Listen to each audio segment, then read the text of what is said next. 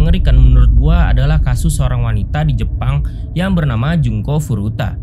Kasus Junko Furuta ini benar-benar sadis dan menyedihkan banget karena Junko ini merupakan siswa yang masih duduk di bangku SMA, di mana ia mengalami penyiksaan dan pemerkosaan selama 44 hari, kemudian dibunuh dan jenazahnya dimasukkan ke dalam jerigen berisi semen.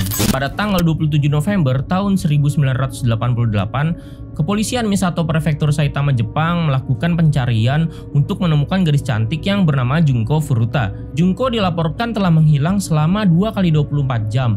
Dan kabar terakhir yang didapat keluarganya dari Junko pada saat Junko itu pulang dari kerja part-time-nya, tapi ditungguin sampai tengah malam, Junko ini nggak kunjung pulang nih sampai ke rumah. Oh iya, sekilas nih mengenai latar belakang dari Junko Furuta. Jadi Junko Furuta itu merupakan seorang pelajar dari SMA Yashio Minami yang baru saja berusia 17 tahun. Dia lahir di Misato, Prefektur Saitama, dan tinggal bersama orang tuanya serta kakak dan adiknya laki-laki. Di sekolah, Junko itu dianggap pintar, cantik, dan juga pemalu. Dia juga nggak minum nih atau menggunakan narkoba seperti kebanyakan siswa lainnya.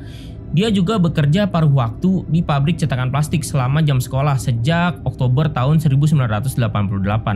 Nah, Junko ini melakukan ini untuk membantu orang tuanya dan dia menghemat uangnya untuk melakukan perjalanan kelulusan yang telah dia rencanakan, dan dia juga bermimpi nih untuk menjadi penyanyi idola. Padahal pada malam saat dia diculik, Junko itu udah nggak sabar untuk pulang ke rumah untuk menonton episode terakhir dari acara TV Tonbo. Karena udah 2 hari Junko nggak pulang ke rumahnya dan nggak ada kabar juga, akhirnya orang tua dan teman-temannya ini berusaha buat nyari Junko kemana-mana. Karena nggak kunjung ketemu, akhirnya orang tuanya melaporkan hal ini ke polisi. Nah, atas dasar pelaporan tersebut, polisi ini tuh kayak langsung melakukan pencarian orang hilang di daerah Misato Prefektur Saitama. Keesokan harinya, setelah pencarian yang dilakukan oleh polisi, ada nih telepon yang masuk ke keluarganya Junko, yang ternyata teleponnya ini berasal dari Junko itu sendiri. Dalam pembicaraannya di telepon, Junko bilang nih pada kedua orang tuanya, "Bu, tolong hentikan pencariannya ya, karena aku nggak hilang. Aku tuh cuma pengen pergi aja dari rumah. Aku sekarang tinggal di rumah teman dan ingin menetap dalam waktu yang agak lama." Saat mendengar pernyataannya Junko, orang tuanya tuh kayak bingung, kayak gak biasanya Junko seperti ini tiba-tiba kabur dari rumah tanpa alasan yang jelas. Orang tuanya lalu memohon kepada Junko agar Junko pulang dan memberikan penjelasan tentang apa yang sebenarnya terjadi. Namun Junko ini bersikeras untuk tetap menetap di rumah temannya. Alhasil, telepon dari Junko ini dilaporkan oleh orang tuanya ke polisi, dan polisi menutup kasus ini. Karena menurut polisi, kasus hilangnya Junko dianggap telah selesai karena ternyata ini bukan kasus orang yang hilang, melainkan Junko sendirilah yang ingin kabur atas dasar keinginannya sendiri. Meskipun kasusnya telah ditutup, orang tua dan teman-temannya Junko ini nggak nyerah untuk mencari Junko. Mereka masih penasaran dengan apa nih yang sebenarnya terjadi dengan Junko, dan mereka akan melakukan apapun agar Junko ini bisa ditemukan.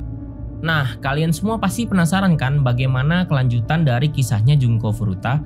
Sebelum kita mulai kisahnya, Assalamualaikum warahmatullahi wabarakatuh. Kembali lagi di jam 12 malam bersama gua, Hekal. Bagi teman-teman yang belum subscribe, jangan lupa untuk subscribe serta nyalakan notifikasinya, dan juga sebarkan video ini ke semua teman-teman kalian. So, pasang headset kalian dan matikan lampunya biar suasana horornya makin berasa nih. Oke, langsung aja kita mulai kisah dari Junko Furuta.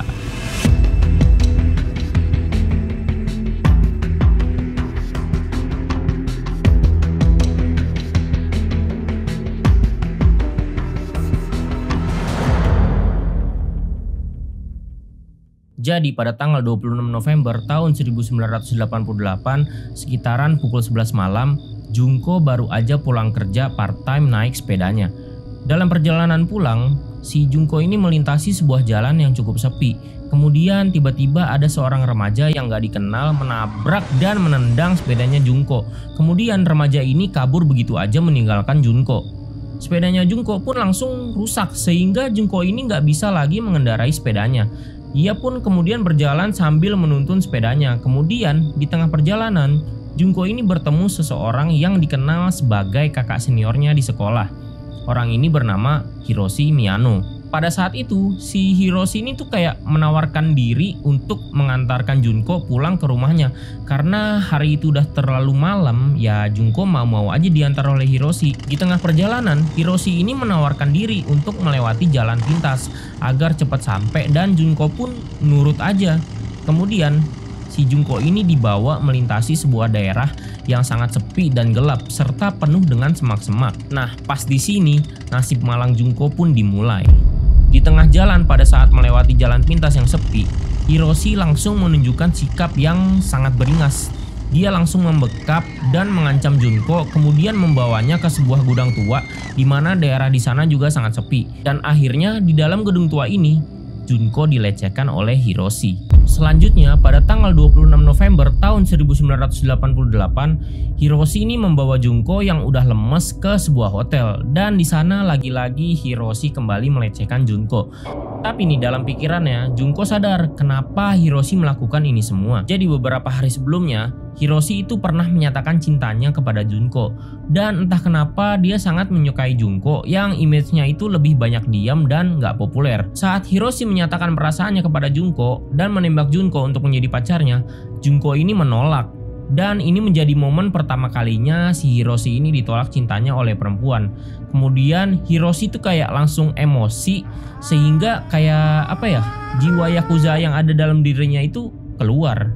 Meskipun usia Hiroshi masih sangat muda, Hiroshi ini punya koneksi dengan geng Yakuza. Hiroshi juga dikabarkan kalau dia dikenal sebagai siswa yang sangat nakal, karena di sekolah dia memiliki beberapa catatan kriminal, yaitu perbuatan penculikan, pelecehan, dan pembulian. Karena Hiroshi ini merupakan anak dari keluarga yang berada, dia tuh kayak sering lolos nih dari jerat hukum.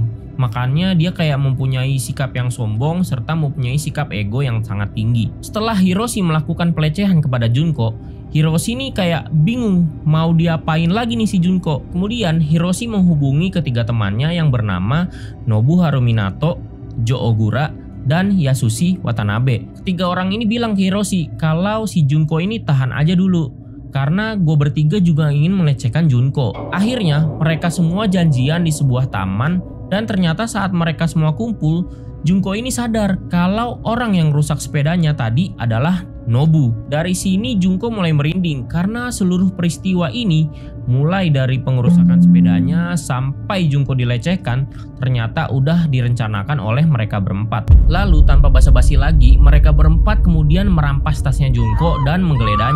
Di situ mereka menemukan catatan yang berisi alamat lengkap rumahnya Junko, dan mereka berempat kemudian mengancam Junko. Kalau si Junko ini gak menuruti perintah mereka, mereka bakalan mengirimkan Yakuza ke rumahnya untuk dihancurin. Karena diancam seperti itu, si Junko pun takut kalau rumah dan orang tuanya kenapa-kenapa. Jadi ya udah deh, dia mau gak mau nurut aja sama mereka berempat. Setelah itu Junko dibawa oleh keempat laki-laki bejat ini ke rumahnya Nobu. Pas sampai di rumahnya Nobu, si Jun sempat bertemu dengan orang tuanya Nobu. Awalnya Junko merasa lega karena akhirnya ada orang dewasa yang bisa nolongin gue. Tapi ternyata orang tuanya Nobu ini cuek aja dengan kehadiran Junko yang udah compang-camping. Perlu kalian ketahui kalau orang tuanya Nobu ini juga sebenarnya takut sama Nobu. Karena Nobu juga dikenal sebagai anak yang sangat nakal, bermasalah, dan dikarenakan Nobu juga punya koneksi ke Yakuza, ya udah deh orang tuanya takut nih sama Nobu. Nah, di rumahnya Nobu ini, Junko lagi-lagi dilecehkan dan dia juga dipaksa menghubungi keluarganya untuk bilang kalau Junko ini baik-baik aja. Maka dari itu nih, pencarian Junko dihentikan sama pihak kepolisian. Kalau tadi kalian udah tahu kebejatan Hiroshi melecehkan Junko, itu aja udah bejat banget ya. Tapi nih, kekejaman yang sesungguhnya baru aja dimulai. Pada tanggal 27 November tahun 1988, Junko menerima ratusan siksaan dari 4 remaja bejat ini. Selain dilecehkan, Junko juga dibuat kelaparan, lalu diberi makan kecoa dan serangga-serangga lainnya. Serta Junko juga diberi air minum berupa air kencing. Nah, di sini Junko juga dipukulin dengan dumbbell, kayu, besi, bahkan yang lebih parahnya, keempat remaja ini memasukkan rokok dan korek api serta beberapa benda lainnya ke dalam Junko. Kemudian Hiroshi dan gengnya ini menawarkan dan mengajak orang-orang untuk melihat, bahkan juga menyuruh mereka untuk melecehkan dan juga menyiksa Junko. Nah, pada saat itu ada 2 orang temannya Hiroshi yang bernama Tetsuo Nakamura dan Koichi Inara. Tetapi temannya Hiroshi yang bernama Koichi bercerita nih mengenai Junko ke adiknya. Dan adiknya Koichi yang ngedengar cerita dari Koichi itu langsung bilang ke orang tuanya. Kemudian orang tua Koichi ini diam-diam langsung menghubungi polisi. Dan gak lama kemudian 2 petugas polisi datang nih ke rumahnya Nobu. Dan saat sampai di sana, kedua polisi ini disambut baik oleh orang tuanya Nobu. Kemudian polisi ini tuh langsung bertanya, "Kami mendapatkan laporan dari seseorang kalau ada perempuan yang disekap di sini. Apakah itu benar?" Nah, kedua orang tua Nobu ini tuh kayak paham banget maksud kedatangan polisi ini. Dia kayak mau cari Junko. Tapi orang tuanya Nobu ini tuh ngejawab dengan santai, "Oh, nggak ada kok pak. Bapak kalau mau masuk untuk memeriksa ya silakan aja. Aman-aman aja kok di dalam." Karena dirasa tidak mencurigakan, kedua polisi ini malah pamit pulang. Padahal nih, kalau kedua polisi ini masuk ke rumah, Junko bisa aja diselamatkan. Beberapa hari selanjutnya, penyiksaan Junko terus berlanjut. Sampai keempat remaja bejat ini tuh udah gak tertarik lagi nih untuk melecehkan Junko. Dikarenakan di tubuhnya Junko itu udah penuh luka yang infeksi, nanah, dan bau-bau yang tidak sedap. Meskipun Junko udah gak dilecehkan lagi, tapi Junko masih nih mendapatkan penyiksaan yang sangat kejam dan brutal. Sampai si Junko ini memohon untuk dibunuh aja daripada menderita seperti ini. Pada tanggal 4 Januari tahun 1989, Junko dipaksa bermain mahjong dengan 4 remaja bejat ini. Dan ironisnya si Junko ini terus-terusan nih menang sehingga membuat Hiroshi dan gengnya marah. Karena kesel kalah bermain mahjong, akhirnya si Hiroshi ini sama temen-temennya kembali menyiksa Junko secara sadis dan brutal. Dan penyiksaan ini terus dilakukan secara terus-menerus selama 2 jam. Sampai akhirnya Junko ini kejang-kejang dan gak lama kemudian dia pingsan tidak sadarkan diri. Lalu keempat remaja bejat ini berusaha nih untuk menyadarkan Junko. Namun semua itu sia-sia karena Junko telah meninggal dunia. Karena mereka takut dihukum karena membunuh orang, keempat remaja ini panik dong ngelihat jenazahnya Junko. Mereka lalu meminta bantuan kakaknya Nobu untuk menghilangkan barang bukti dan melenyapkan jenazahnya Junko. Kemudian kakaknya Nobu saat itu berinisiatif untuk membungkus jenazahnya Junko menggunakan selimut lalu memasukkannya ke dalam sebuah drum yang sangat besar. Kemudian setelah itu drum yang berisi jenazahnya Junko itu ditumpahin semen sebanyak 208 liter dan mereka semua membuang drum tersebut ke dalam truk semen yang ada di kota Koto. Pada tanggal 23 Januari tahun 1989 atau 2 minggu setelah kematian Junko, Hiroshi Miyano dan Jo Ogura ini ditangkap oleh polisi dalam tuduhan pemerkosaan secara berkelompok terhadap gadis berusia 18 tahun dan kemudian mereka diinterogasi secara terpisah. Saat dilakukan interogasi, polisi menemukan fakta lain yang mengejutkan, yaitu mereka berdua ini selain menyekap dan menyiksa Junko di rumahnya Nobu, mereka juga mencari dan memangsa wanita lain. Kemudian nih, saat interogasi dilanjutkan, polisi membeberkan suatu kasus pembunuhan, tapi kasus pembunuhan ini tuh gak ada hubungannya sama sekali dengan kasusnya Junko. Tapi si Hiroshi ini tuh berpikir apa yang dijabarkan oleh polisi saat itu adalah kasusnya Junko. Dan polisinya juga bilang kalau temanmu si Jo Ogura udah mengakui perbuatannya loh. Jadi mendingan lo ngaku aja deh. Karena Hiroshi ini terkecoh oleh pertanyaan polisi, akhirnya ya dia ngaku nih kalau dialah yang telah membunuh dan membuang jenazahnya Junko. Hiroshi juga menjelaskan seluruh kronologi dan juga keempat temannya yang ikut terlibat beserta lokasi di mana jenazahnya Junko dibuang. Setelah mendengar pernyataan Hiroshi, polisi tuh langsung melakukan investigasi mengenai kasusnya Junko yang sebelumnya ditutup itu mulai dibuka kembali. Saat polisi tiba di lokasi, apa yang diinformasikan oleh Hiroshi ternyata benar. Di situ terdapat tubuhnya Junko yang udah membatu dalam coran. Bahkan rambutnya Junko sampai muncul di atas permukaan drum. Akhirnya polisi mengamankan jenazahnya Junko untuk dilakukan otopsi dan dijadikan barang bukti di dalam persidangan. Saat sidang berlangsung, beberapa kali nih juri maupun jaksa itu pingsan ketika mendengar kesaksian dari keempat remaja bejat ini. Sedikit info nih, kalau laporan dari forensik dan hasil uji sampling saat otopsi itu terdapat 30 sel sperma yang berbeda-beda yang ada di rambut kemaluan dan di dalam tubuhnya Junko, karena Junko itu menerima lebih dari 400 kali pelecehan. Dan yang lebih parahnya, pelakunya ini masih di bawah umur dan punya koneksi ke berbagai macam pihak seperti Yakuza. Udah gitu, hukum yang diberikan keempat remaja ini bisa dibilang nggak sebanding nih dengan apa yang dialami Junko. Hiroshi Miyano itu cuma dijatuhi hukuman 20 tahun penjara dan harus memberikan kompensasi uang senilai kurang lebih 50 juta yen atau sekitar 5 miliar rupiah. Sedangkan Nobuharu Minato itu dijatuhi hukuman 5-9 tahun penjara, Yasushi Watanabe dijatuhi hukuman 5-7 tahun penjara, dan Jo Ogura dijatuhi hukuman 8 tahun penjara. Dikarenakan mereka semua masih di bawah umur, mereka itu semua mendapat keringanan.